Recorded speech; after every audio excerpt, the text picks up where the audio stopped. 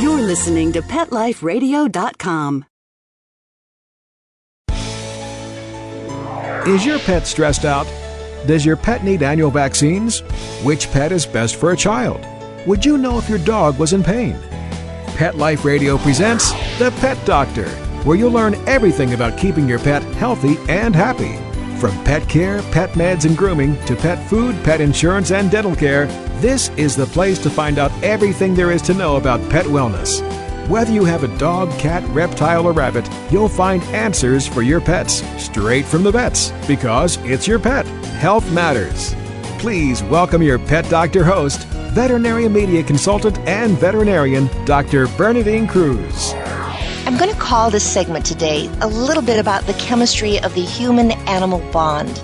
As you remember, if you took your chemistry class in high school, a catalyst is defined as a substance that accelerates a chemical reaction.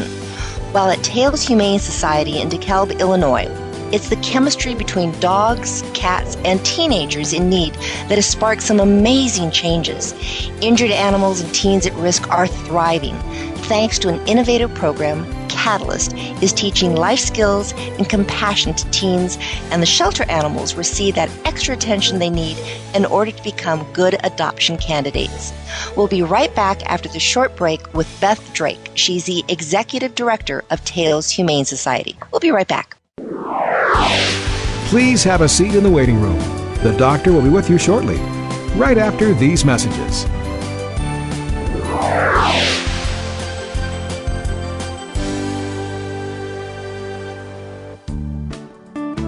Do you love your dog?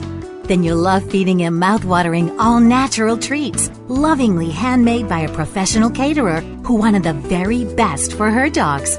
Make no mistake about it, these are not ordinary dog treats. These are doggy delights, like breakfast banana biscotti, honey bear peanut butter balls, yummy apple cinnamon mini cakes, and so much more. Your dog will howl in delight. And now you can get a scrumptious sample pack by going to dingersdogtreats.com. It's a $25 value, yours for just $9.95 through this special radio offer. That's DINGERS, dingersdogtreats.com. Every one of these gourmet doggy treats is handmade from the finest ingredients and taste tested on our own dogs. Your dog will love them. Get $25 worth of doggy delights now for just $9.95. Go to dingersdogtreats.com now. That's DINGERS, dingersdogtreats.com. Yum.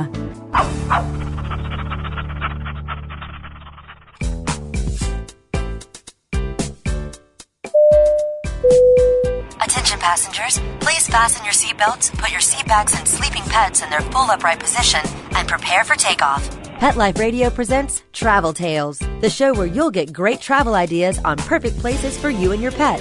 From Paris to paradise, south of the border to the South Seas, Travel Tales will give you cool tips on fun vacation destinations to travel with your pet, pet-friendly hotels, and advice on how to travel safely and happily with your furry best friends. So, get ready to pack the bags and the bones with your Travel Tales hosts, Susan Sims and Nicholas Veslowski, every week on demand, only on PetLifeRadio.com.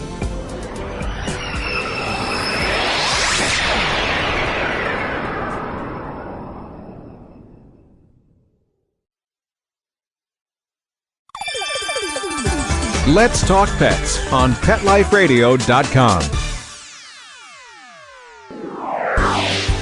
Welcome back to the Pet Doctor on Pet Life Radio with Dr. Bernadine Cruz. The doctor is in, and we'll see you now. Beth, thank you so much for being with us today. This program just sounds fantastic. So tell people exactly, what is the Catalyst program? Well, the Catalyst program is kind of the brainchild of our Catalyst coordinator, whose name is Sam Lenzer. She's on staff here. She and I kind of created the program together. And the idea behind the Catalyst program is to use the pretty much universal appeal of animals and pets specifically to kind of break through some of the barriers that at-risk kids have sometimes. They often have difficulties relating to other kids and quite frequently have difficulties relating to adults, especially in supervisory positions. And so what we have decided to do, what we did, was create the Catalyst program. And through that program, at-risk kids get a chance to learn a lot of stuff that they would not normally have an opportunity to learn. And they do things like assist our, depending on what their interest is, they do things like assist our veterinarian with surgeries, if she's doing surgeries, or with animal treatments.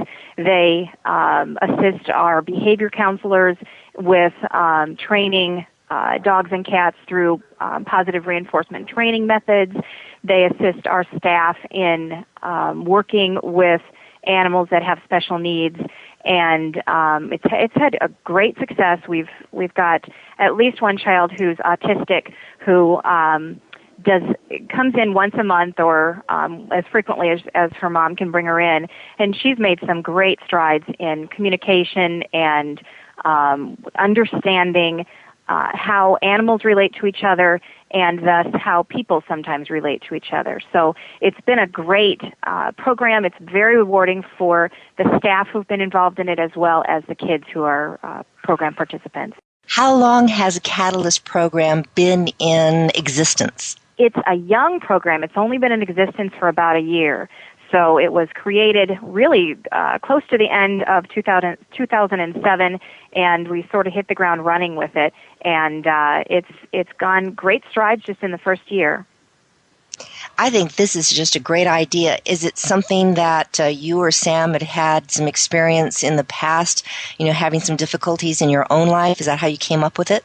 Well, actually, Sam entered my office one day, and she sat down, and she said she'd noticed some of the kids that were already enrolled in Tails' volunteer program that had really risen to the top as far as their responsibility levels and the things that they were willing to take on. And they had approached her on numerous occasions asking to take on more responsibilities. And we knew some of the backgrounds of some of these kids, and we knew that they really kind of fell into the at-risk category with regard to their past being they had, some of them had come from abuse and neglect backgrounds. Sam relates very well to that because she herself had experienced some pretty severe abuse and neglect as a kid, and so those kids I think kind of gravitated toward her because they have a kind of a natural connection there, and she understood that they were probably expressing their interest in learning more because of their connection with the animals here at Tails. They weren't necessarily thriving in other parts of their life, but when they came here to Tails, it was a place for them to relax and for them to really shine. And they've really flourished in this program. And so she and I talked about it and discussed what it would take in order to create a program, what it would look like, who would be in charge of it, and obviously Sam wanted to be and has just absolutely done a fabulous job with it, and kind of evolved from there. Have you had a good relationship with some of these organizations that may be working with children that are having problems? Do they look at this program going, wow, this can really help these teenagers, and are they supportive of you? Yeah, absolutely they are. We are, one of our biggest issues is funding, and so Sam can only she only is on the payroll anyway for about 10 hours for Catalyst time a week, and but she spends more like 30 hours of her 20 additional hours of her own time per week doing this. But yeah, where I was going with that is that the other organizations, we have a domestic violence center that has expressed an interest. We have a homeless shelter that has expressed an interest, as well as a variety of youth service organizations that understand the importance of breaking through the barriers that at-risk kids create for themselves. And so, we've gotten a lot of support from executive directors in those other organizations. This seems like a great way of helping so many different people. I know there have been studies done showing that when you have a child that starts to abuse animals, some of the horrible things that can occur, oftentimes those same children grow into adults that now start abusing people and children themselves. So it sounds as though you can break some real serious barriers, that you can also prevent some real serious problems later on down the line with a program that seems so kind of innocuous, just a child helping an animal. Yeah, it's interesting. If you look at a lot of the serial killers, the really serious guys like Dahmer and Gacy, there is a history of animal abuse that started when they were kids, and that's a common theme that runs through a lot of people who grow up to be very violent adults. And it often relates, experts think, to them not being able to empathize with other beings. And kids that grow up in very violent homes, in homes where there is very little or no compassion shown to family members as well as to pets, don't naturally learn to be compassionate people.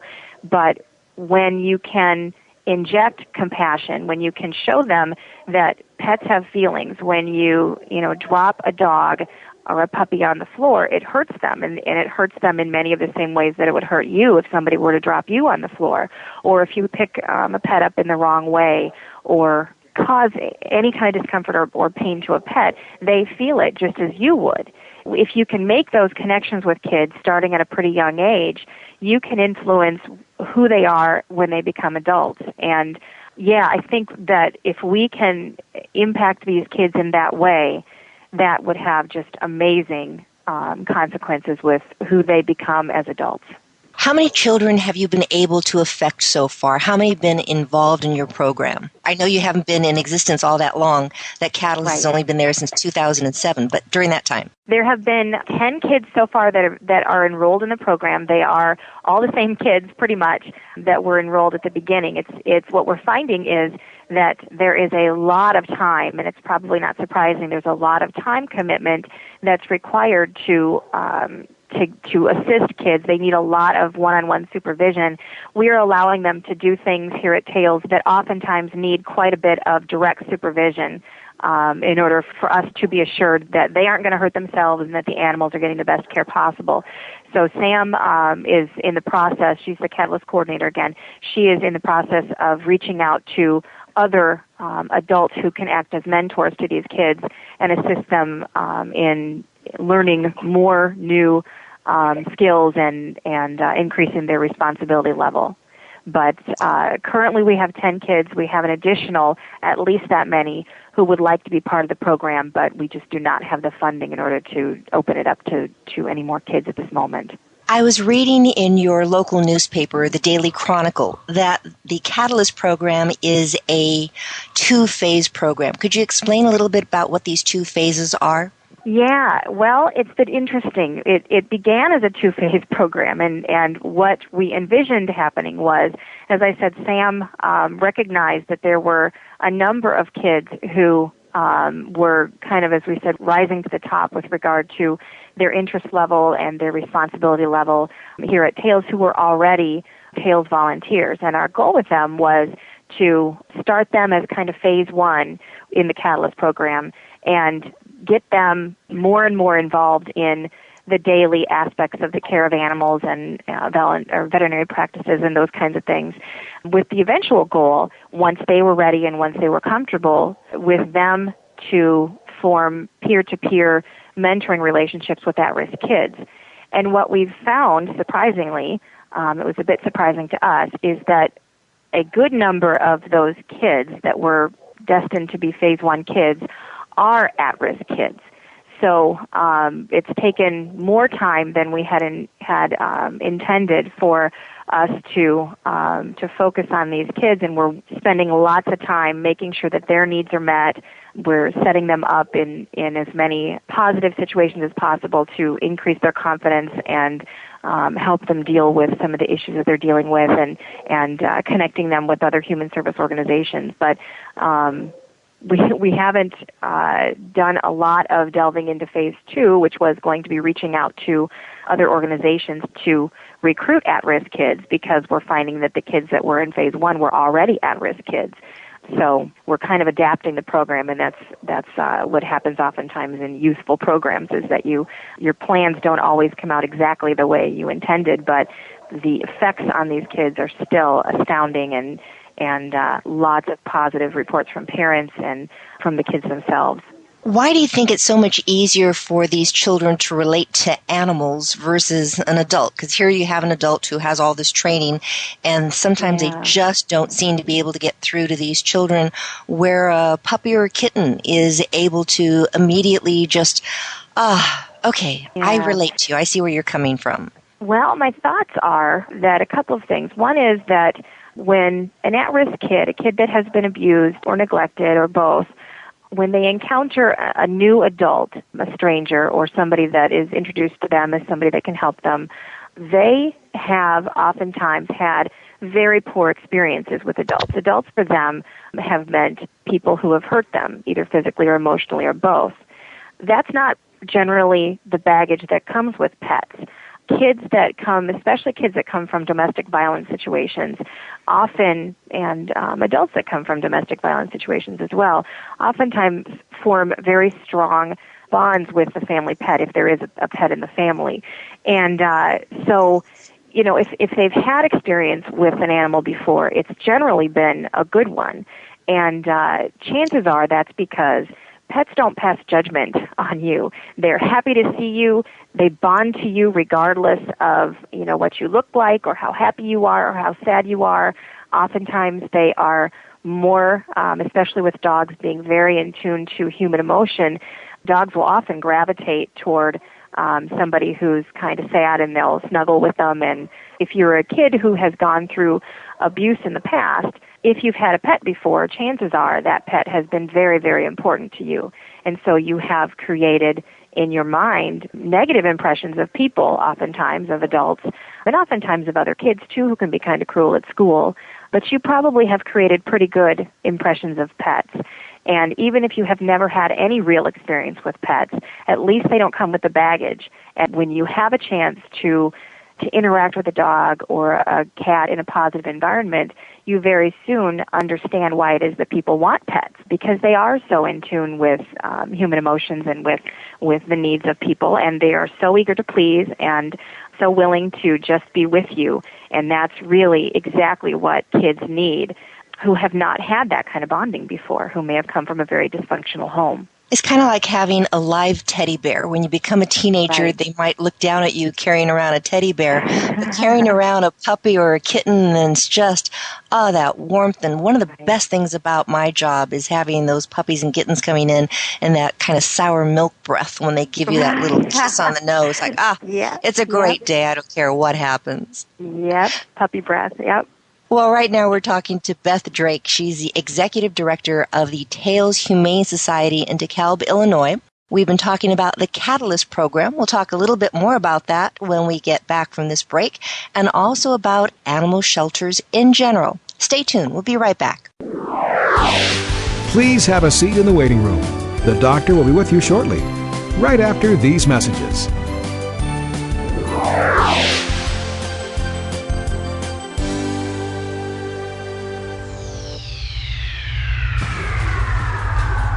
Greetings, human. What planet am I on? Welcome to Pet Planet. Here's a copy of Pet Planet Magazine, Florida's most informative and fun pet resource magazine. It features heartwarming stories and informative articles from local and national pet experts. Excellent. Pet Planet Magazine offers Operation Planet Rescue, helping rescued pets find new homes. And it's available at 500 locations in South and Central Florida and 24/7 on the internet at petplanetmagazine.com. If you're out and about with your pet, you may be featured in paparazzi, candid pictures of you and your pet. For up-to-date pet-friendly events, activities, and pet-related services and products, Pet Planet Magazine is your final destination. I shall take this magazine home with me. Back to your home planet? No, to my condo in Boca. Pet Planet Magazine. Check them out at www.petplanetmagazine.com or 352-394-8578. It's out of this world. Ladies and gentlemen, Pet Life Radio proudly presents DSPN, the Dog Sports and Performance Network. Get ready to unleash the dog sports enthusiast in all of us From ski joring and mushing to racing, agility, and competition, this is the place to learn all about the dog sports and activities that you can do with your furry best friend and canine competitor. So get ready for game time. DSPN with your host, Lori Williams. Every week, on demand. Only on PetLifeRadio.com.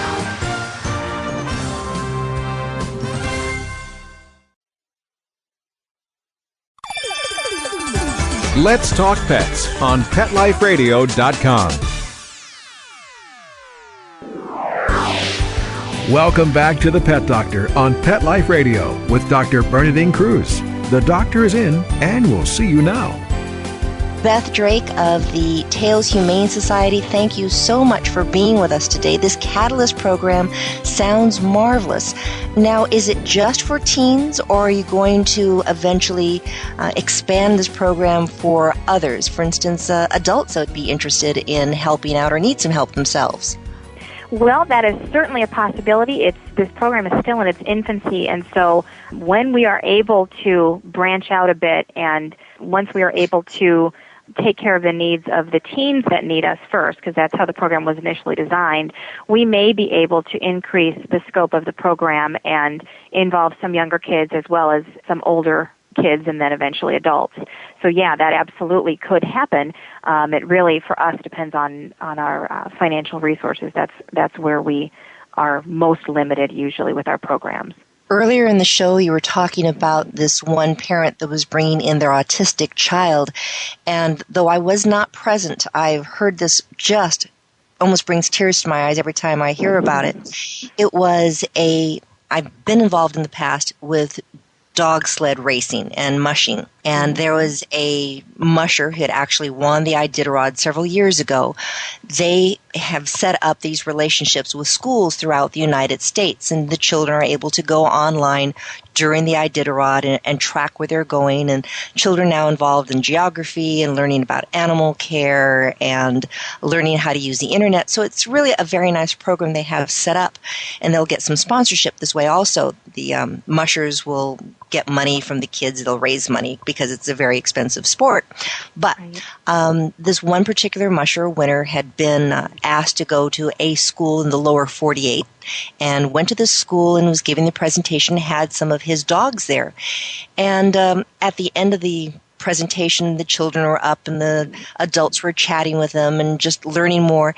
And there was this one child on the ground just touching one of the sled dogs. And all of a sudden, he realized everyone has stopped talking to him. It's like, that's different. And everyone was paying attention to this child on the floor playing with this dog. And the child was talking to the dog.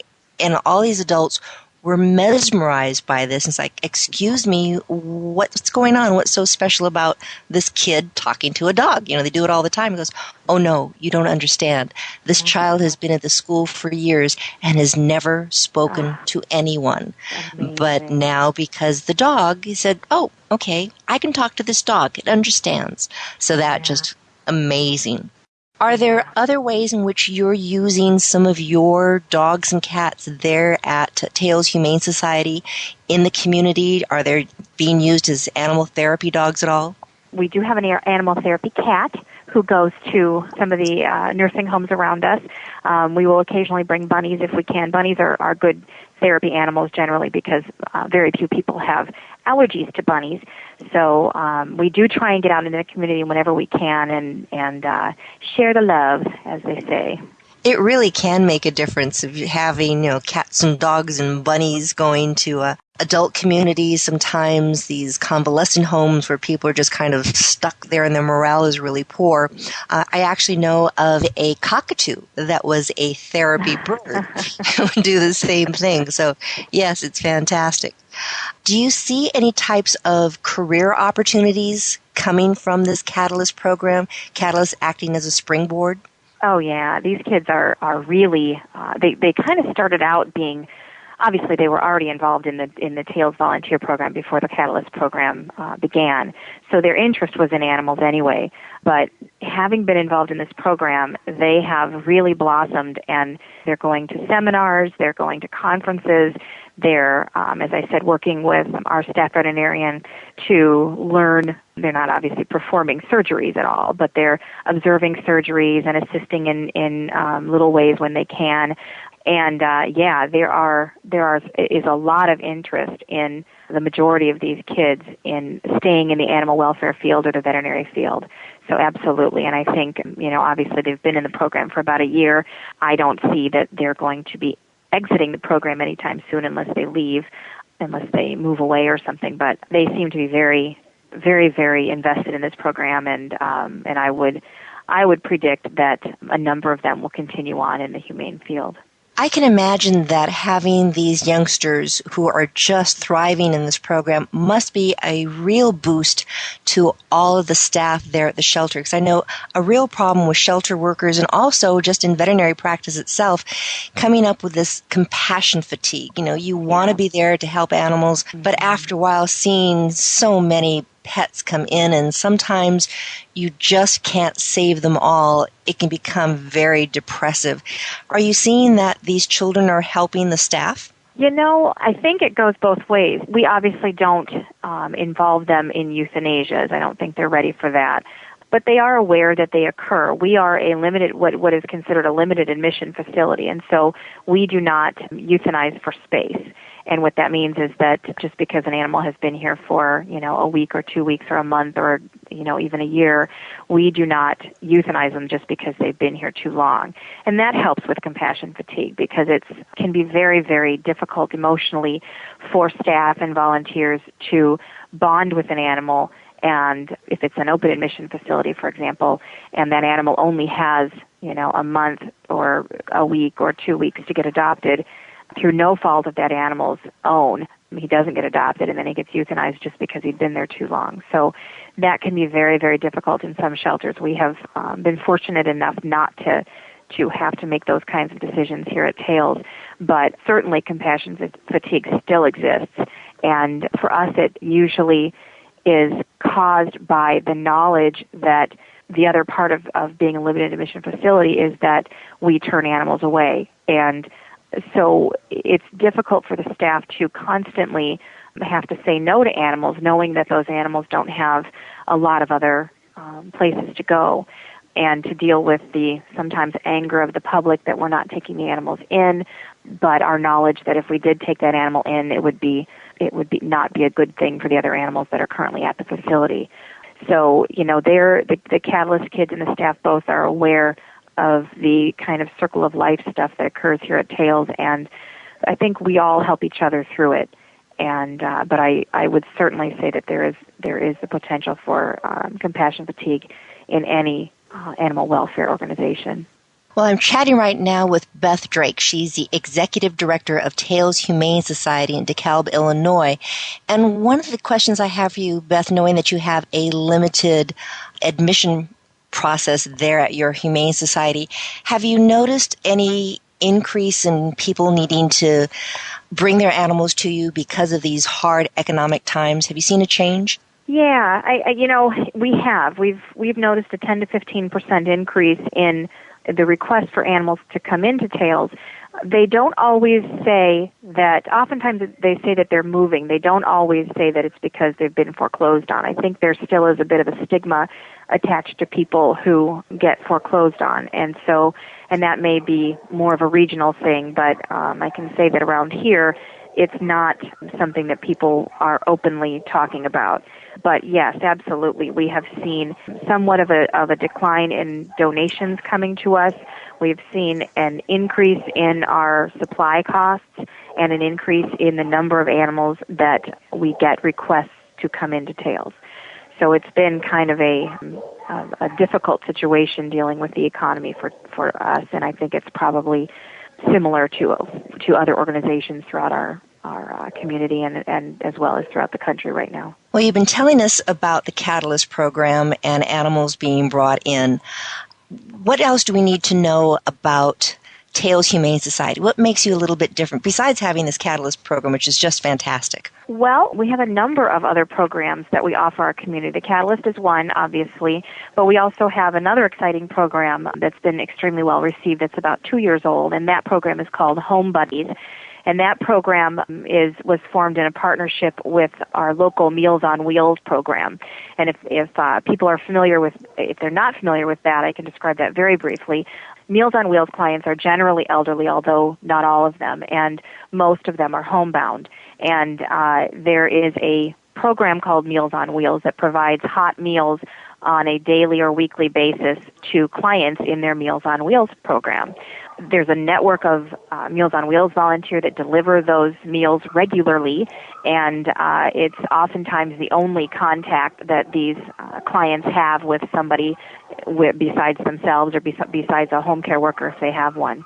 What we have done is we've teamed up with our local Meals on Wheels program, and for Meals on Wheels clients who have pets, we provide free pet food, free pet care supplies, and free veterinary care to the pets of Meals on Wheels clients.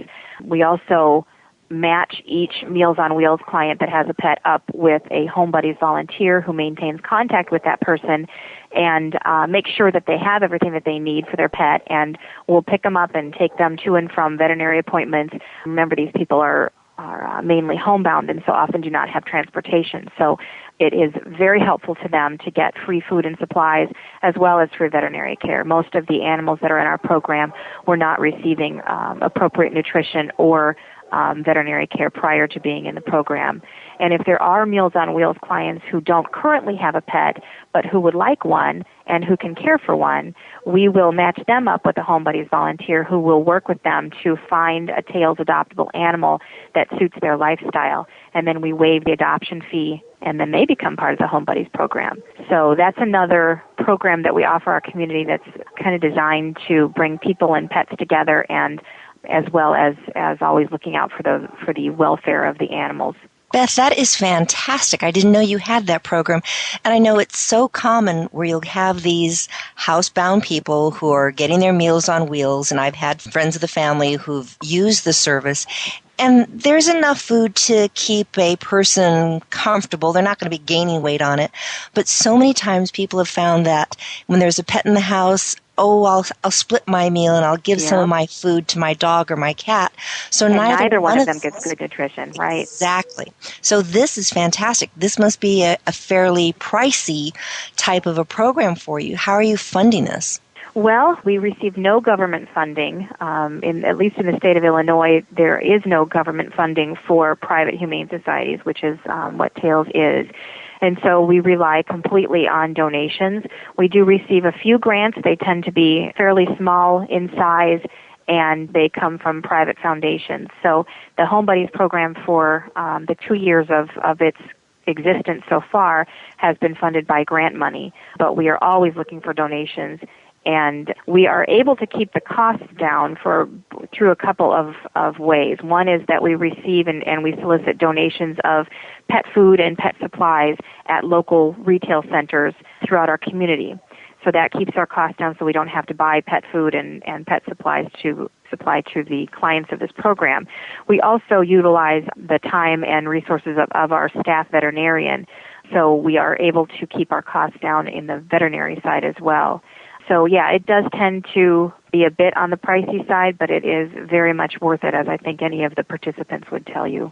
Well, Beth Drake, the Executive Director of Tails Humane Society in DeKalb, Illinois, if somebody wanted to volunteer with you or somebody wanted to go ahead and send you some money because you've tugged on their heartstrings and they go, yes, I need to help out, where can they call for more information or where can they send money? Well, there are two good places to go. One is the easiest online is on our website, which is www.tails, Tails, humanesociety.org. And our phone number is area code 815-758-2457 or 75-TAILS. Well, I just think I've learned so much. I think you have a fantastic organization that's really helping out everything from the teens to the seniors. So you're taking care of all of them and, of course, the pets in between. Well, we've been talking today with Beth Drake, the Executive Director of Tails Humane Society in DeKalb, Illinois. I'm Dr. Bernadine Cruz. You've been listening to The Pet Doctor on Pet Life Radio. Hopefully you learned a little bit today and were entertained, because that's always our goal, to educate and to motivate you to be the best pet owner that you can be. If you ever have questions about your own pet's health, the best person to chat with is going to be your primary care veterinarian. But if you have questions, you can also go to our website and send me an email. I'll always answer it for you. And I'm hoping that you'll listen to again next week when we have some more information how to make you the perfect pet owner when you're there in your veterinary office, because sometimes that can be a little bit intimidating. So how to get the most out of your veterinary visit. So thank you so much for listening. Stay tuned next week when we'll be having more information on the Pet Doctor. Take care. Bye-bye. Pets can be a wonderful addition to your life. Keeping them healthy and happy is important. Pet Life Radio presents The Pet Doctor with veterinary media consultant and veterinarian Dr. Bernadine Cruz. Whether you have a dog, cat, reptile, or rabbit, you'll find answers for your pets straight from the vets. The Pet Doctor, on demand every week, only on PetLifeRadio.com.